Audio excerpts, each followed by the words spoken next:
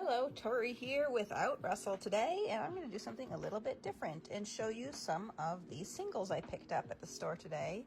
My cat is trying to walk into the frame, so ignore her. Our local store has been closed for singles for about a month, so I was excited to get in and grab some, but then I found out that they have not actually finished their inventory yet, so I got a lot of artifacts, and I'll walk you through what I got and why, because I'm building a lot of frog decks. Multiple Gitrogs for the Gitrog Monster and Ravenous Ride, and a couple of other Froggy support cards, so I'll walk you through some of this. This pile here is just a pile of mana rocks. They were completely sold out of soul rings, so I got a little bit of everything, got an arcane signet, and a couple of various other soul ring type of things. I did find this one Pillar of Origins, which lets me add mana of any color as long as it matches the creature type that I choose, so that'll be good for a lot of my tribal decks. I'm building a bunch of tribal decks. I do like tribal in general and creatures, so like I'm building a Hydra deck, Spider deck, and a bunch of different frog decks, so that'll be great for those. I actually just built Shark Tribal for Captain Howler, so that might be good for that too. A couple of other support cards here. For Captain Howler, he really cares about discard, so this one, whenever you discard a card, you may exile it and play it again, so that'll definitely be useful. I'm also building a Flubs deck. Flubs the Fool. Come on, camera. Flubs the Fool does top decking and forces you to do a lot of discarding, so this guy will be great. He is Malek Izzet Paragon, and he will play with the top of the library revealed, casting instants and sorceries from the top of the library. And whenever you cast an instant or sorcery, copy it and choose new targets. So that'll be perfect for my Flubs deck. Also got Explorer's Scope. Whenever a creature attacks, look at the top card of the library. If it's a land, put it onto the battlefield. So that'll be perfect too, to add to any of my other decks there. I am looking to do a cosplay for MagicCon next year, so I thought that this one was interesting. Ruka Rumel, biologist. She's a sliver biologist, and she might be a fun cosplay to do something with her sliver character here, so I'm still deciding what to do. I might do Thalia and Gitrog, but she could also be fun to do. A few other supports here. We've got Forebearer's Blade. Equipped creature gets a +3 vigilance and trample. A lot of my frog decks, they just need a little extra oomph to them, and to wipe out the opponents, they really need something like a vigilance card. So I needed some of these. And Amorphous Axe. Equipped creature gets a +3 and is every creature type. So if you need a couple of extra creatures in your deck that don't match your tribal, this will help give it that tribal bonus. And of course, Sky Diamond. Again, I needed some more mana rocks. I am out of soul rings. I'm gonna have to pick up some more soul rings online because I cannot find them in town. And I'm building a spider deck, so apparently they're not done inventorying their forest cards yet, so the only spider I found was Obelisk Spider and Spider Silk Net, which will give something reach. A lot of the spiders already have reach of some kind, so these will probably go into one of my other frog decks, because not a lot of frogs have reach and they cost 0. So that would actually be great for my Flubs deck, because he likes 0 cost cards playing off the top of the deck, off of the top of the draw pile. Next up, I have this pile, which are for my Gitrogs. Gitrogs are black-green, and there's 2 versions of Gitrogs I'm playing right now.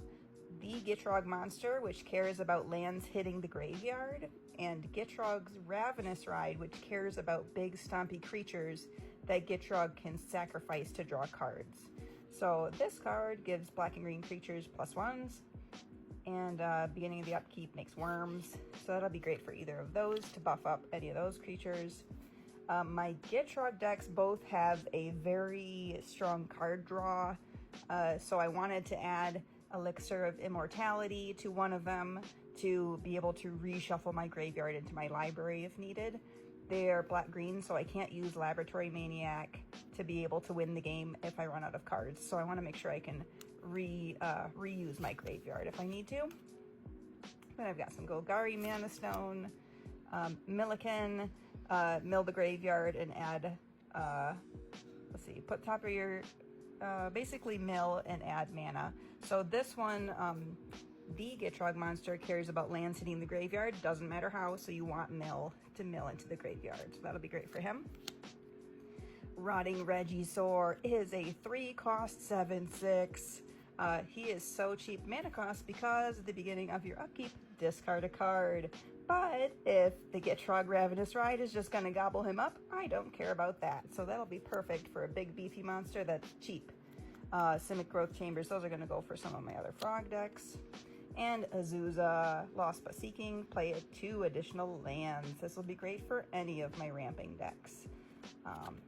Saving that one for something good. And Shrine of Boundless Growth, at the beginning of your upkeep, whenever you cast a green spell, put a growth counter on him, and I can sacrifice to get all the mana from those growth counters. So just more green ramp goodness.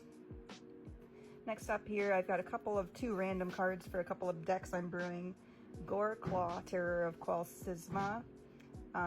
This one I'm going to use for Helga, which I have not built a whole lot yet, but Helga, she only cares about creatures with power 4 or greater, and he makes those creatures cost 2 less, so he will be perfect in that deck.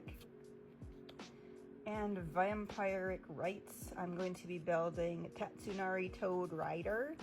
Tatsunari Toad Rider generates a toad every turn if you don't have Kemi the Toad.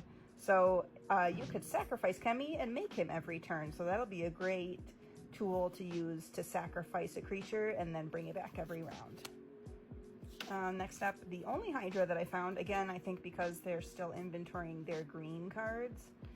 This Hydra was a silly boy. He's a Jellyfish Hydra. When you cast this spell, you gain half X life and draw half X cards rounded down, flying and trample. So he's an interesting Hydra for sure. I really like the X cost Hydras because they're useful at any point in the game. They're especially useful, obviously, if you have a lot of mana, but you can also play them early if you don't have any other cards in hand. And saving the best for last, I got 20-Toed Toad, which is one of my favorite frogs. I think we should do a favorite frogs video, but 20-Toed Toad is great.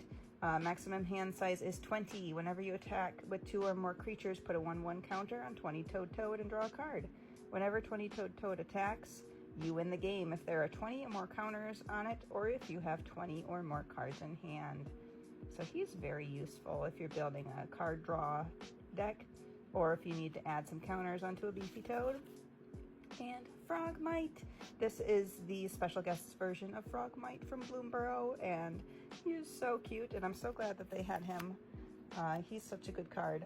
Alright guys, let me know if you like this kind of content, and I just like going over what I'm doing. I do a lot of deck brewing since we've started this. I'm up to like 15 decks right now, so let me know if you like this, and I can review some of my other cards we're doing for each deck, and why I put them in there.